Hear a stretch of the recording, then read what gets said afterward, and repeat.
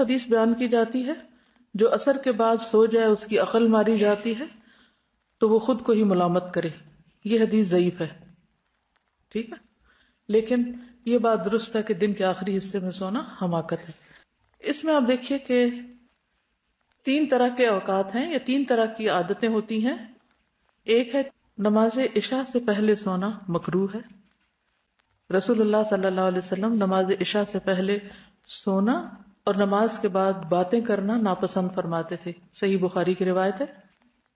چاشت اور دن کا آخری حصہ، الادب المفرد کی روایت ہے، دن کے اول حصے میں سونا جہالت ہے. دن کے اول حصے میں سونا جہالت ہے. دن کے درمیانی حصے میں سونا پسندیدہ ہے، قیلولہ کا وقت، دوپہر کا، مڈ ڈے. اور دن کے آخری حصے میں سونا حماقت ہے. لیکن سفر، بیماری اور مخصوص حالات، اس میں اجازت ہے کہ مثلاً کوئی شخص بیمار ہے، بے ہوش ہے، اب وہ کہے کہ مجھے آپ چاشت کے وقت یا عصر کے بعد ہوش میں رکھیں، تو یہ ممکن نہیں.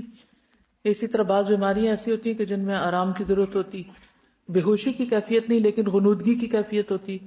وہ ایکسیپشنل کیسز ہیں. یہ یاد رکھیے کہ ایکسیپشنل کیسز ہر جگہ موجود رہیں گے، کیونکہ بعض لوگ پھر اتنے ریجڈ ہو جاتے ہیں کچھ چیزوں میں کہ بیمار بھی ہوں تو وہ کہتے ہیں کہ نہیں یہ ناپسندیدہ ہے، اس لیے اب اس وقت آرام نہیں کیا جا سکتا. لیکن عام حالات کو اپنی بیماری نہ بنا لیجیے، یعنی بیماری کی رخصت کو عادت نہ بنا لیں. رخصتیں مخصوص اوقات ہی کے لیے ہوتی ہیں یا مخصوص حالات کے لیے ہوتی ہیں. عادت اور رخصت میں فرق ہے. عادت وہ ہے جو تسلسل کے ساتھ کی جائے گی، مستقل طور پر وہ کام کیا جائے گا، اور رخصت عادت کے بیچ میں آسانی کے لیے ہے.